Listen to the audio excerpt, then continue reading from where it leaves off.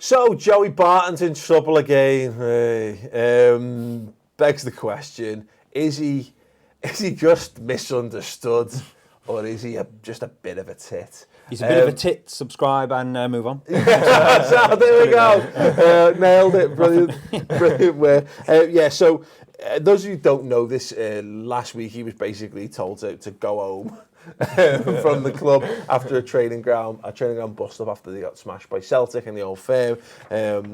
He's today met with manager Mark Warburton to try and iron things out. Rangers put a statement out after they met.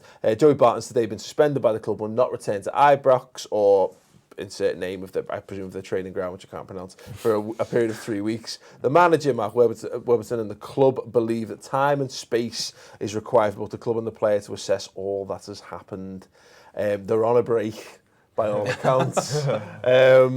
Just on the back of this comes that last Friday he spoke on the radio and explain the situation. That would ask for an opinion. I'm someone who gives an opinion. Yeah, no shit. Two passionate Rangers players have then shared opinions on how we get better as a team and what's going wrong for us. There's nothing more and nothing less than that. Obviously, sometimes the way I communicate can be a bit blunt and a bit direct. It ruffles people's feathers, which I know I have to work at. Bear in mind that Joey Barton is like, he is like 34. He is like in mid 30s. He's like the same. You're an adult. Yeah. I deeply care about playing football. I don't apologise for trying to win. I deeply care about football. He said, the way it's been handled is strange. When you look at my history and you're told to stay away from the club, it does look like something more has happened. And that's why I've decided to go on radio and speak, because it's wrong.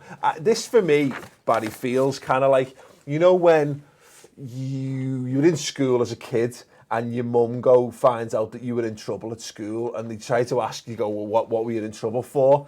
And the way you tell the story is the most one-sided version of that you can possibly get. It does look a bit like, because the way you saw it was just two guys, Alvin and I, because they're passionate about the club. I'm sorry, but you don't get sent home and told to leave the club for having unless you've said something that's pretty bad. Well, he did qualify by saying, sometimes I'm a bit blunt, which means he's basically called them something that maybe rhymes with blunt.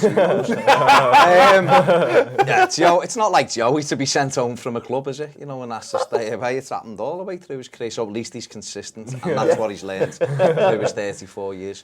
It's a shame, because he's, on his day, he's a decent footballer, isn't he? But he's had, you know, incident after incident after incident that's followed him, and he's never been able to get away from that. And you're not sent away from a club, especially when Rangers need all the players they can get at the minute. I've been the first season back.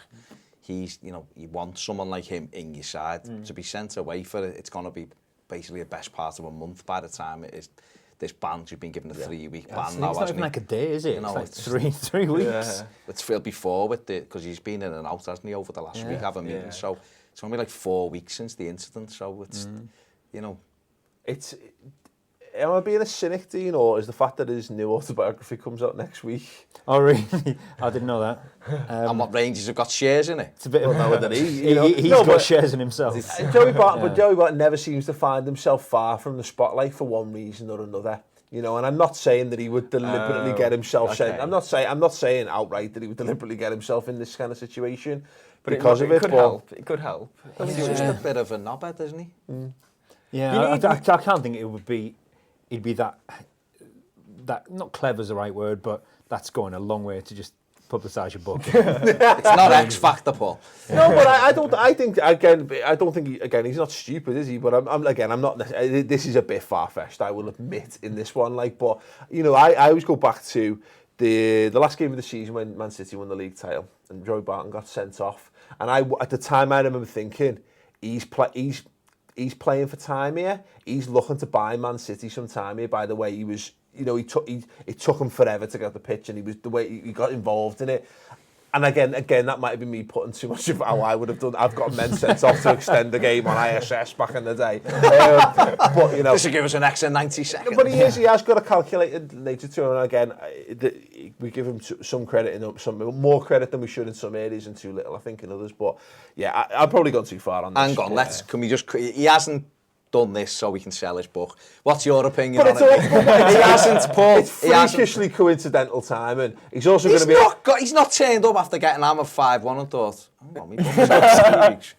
You publicist. And as he's been sent away from the training ground, gone, buy me book as well. 3 weeks off to get the promotional tour. So start hitting Waterstones. You can start hitting Waterstones, starting to miss training. If I see him, you know, in a Mersey retail park in Costa there with like loads of books under his arm, I'll say you. Like, he's not Sergio Aguero selling tickets, mate. He'll probably have someone sell them for him. Like, you know. Shame Darbo won't turn up, that's for sure. Yeah, absolutely. What do you reckon, James? I mean, he doesn't do himself any favours. No, he doesn't do himself any favours, but can you imagine how boring football would be without characters like this? Like, I kind of just enjoy giggling at him, to be fair.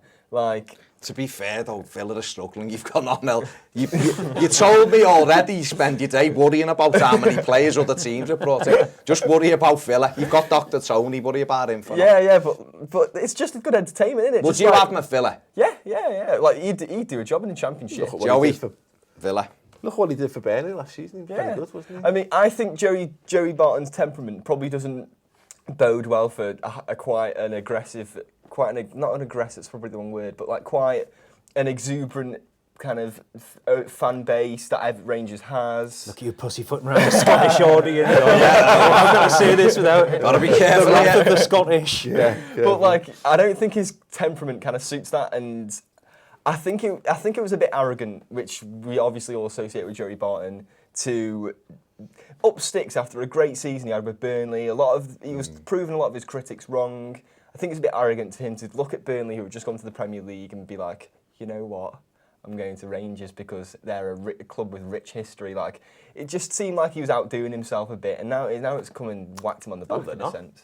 Not this Glasgow Rangers. Didn't he say?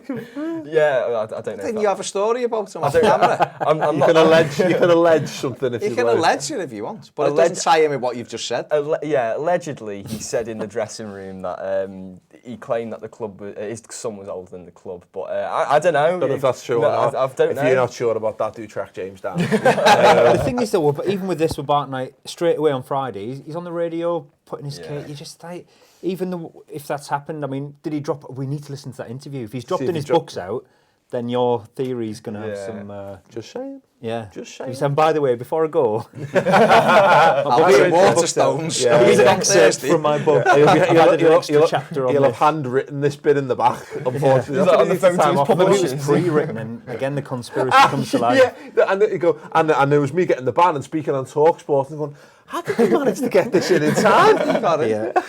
That's it. Let's Hang get on, Joey, won't you be training on that book day? a terrible shout there we can get this on, isn't it? Like football conspiracy theories. It'll be like, you'll know this because obviously you've got children, Paul. It's that you get them books, and sometimes the books have like an envelope in with a letter that whatever the story's about. Joey's going to have them on the back of his book with this latest chapter that he knew. He'll just quickly type it up and get it printed off in at the back of every book. His Twitter account in the back. Yeah, absolutely. Come on, find the updated version. I think you're right. I think the thing about Joey Barton, I think what you were kind of driving at is that it's telling that he didn't really draw any attention when he was at Burnley. Just got on, played some football, had a good season in a very good side at the time. But he's gone to Rangers, and as much as we've seen him criticise Scottish football prior to going there, that's been dug back out. Whatever you think of Scottish football, take Scottish football out of context of the rest of the world. Scottish football's massive in Scotland, and Rangers Celtic is as big as it comes. And you're right that game in particular, it doesn't matter how far it's fallen down the pecking order in terms of like the ultimate quality of the football being played. That game's as big as anything, and the attention on you and the pressure on you. And he is that guy, and he wants to win at all costs. He's got that edge to him. That can he I don't think he's mentally strong enough to handle being in those situations. I mean, we don't know what's gone on, do we?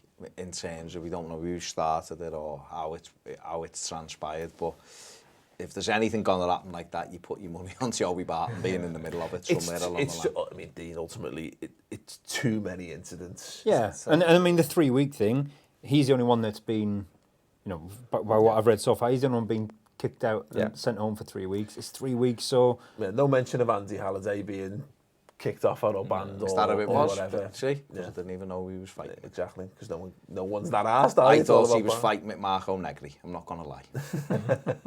I did. True thought it was. Yeah. Is he still there? No, he left about 15 years ago. Basil Bolly, while you're there as well. He was good for him. He was very Everton good. were linked with him. He had 31 goals. Yeah, exactly. But yeah, you know, it is. It just, this is the thing with Joey Barton. It's the boy who cried wolf. He can then come back and say it looks really bad, and he's right. Maybe it has been blown out of proportion, but what are people to make? It'll be interesting to see how this develops, if nothing else. So, ask your thoughts as always in the comments. Is it, you know, is Joey? Have they gone too far? If you know any more about this, by all means, fill in any of the blanks in the comments below if you'd be so kind. And yeah, subscribe to the Ball Seat YouTube channel. Of course, check out these other guys as well. Villaview, still doing stuff for Villaview? Indeed.